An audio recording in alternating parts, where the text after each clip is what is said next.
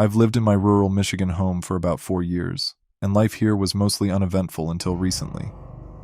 As an avid hunter, every deer season finds me on my property, immersed in the wilderness.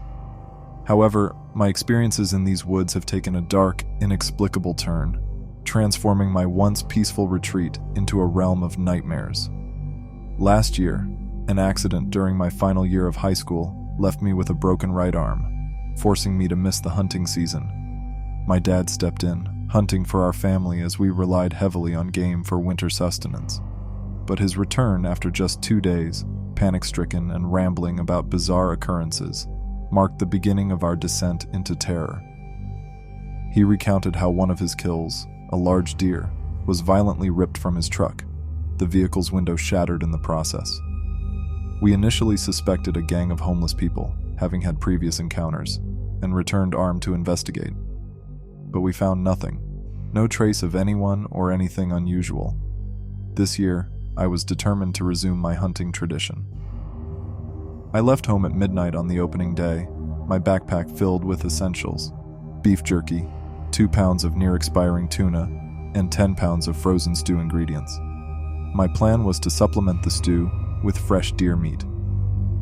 Reaching my usual spot deep in the woods around 3 a.m., an unsettling feeling of paranoia crept over me. The rustling of my tarp in the wind seemed like covert movements in the underbrush. I chalked it up to sleep deprivation and decided to rest until dawn. Waking to the sound of rustling bags, I spotted a small deer rummaging through my supplies.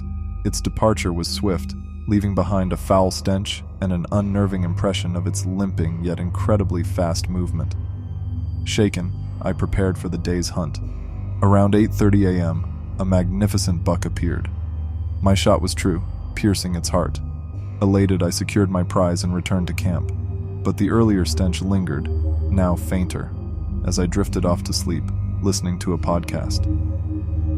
I awoke to a chilling sight, my door ajar and a grotesque, sickly deer standing just outside. Its fur was matted, eyes unnaturally small, and horns grotesquely misshapen. It retreated slowly as I yelled, an eerie silence enveloping the woods. I slammed the door shut, gripping my rifle, and spent a sleepless night listening to the unnerving sounds of the forest. The next morning, a metallic ripping sound jolted me awake. Armed and cautious, I stepped outside, my headlamp piercing the darkness.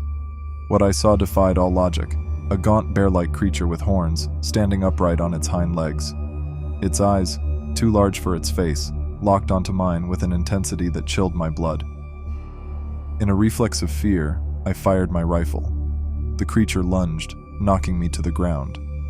A second shot rang out in the struggle, hitting the beast. It released an ear-piercing scream, a horrifying amalgamation of human and animal agony, before retreating into the woods. Panic-stricken, I fled towards my house, the creature's screams echoing behind me. Reaching the safety of my yard, I turned to see the sickly deer from earlier, now just yards away. Without hesitation, I emptied my rifle into it. The creature fell, emitting one final gut-wrenching scream. I rushed inside, waking my family and recounting the night's terror. The police arrived and surveyed the property. The deer's carcass was still there, but it was a mere shell, its insides minuscule, as if it had been hollowed out and worn like a grotesque suit. 2 days later, the nightmare escalated.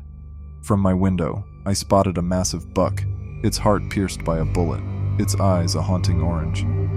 Since then, I've been a prisoner in my own home. Every night, more of these creatures appear, their small orange eyes watching from the darkness.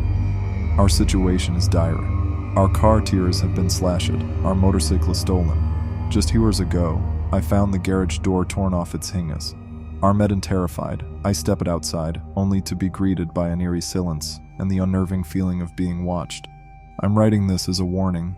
Something unexplainable and terrifying is happening here in rural Michigan. My family is huddled in the basement, and I'm boarding up the windows.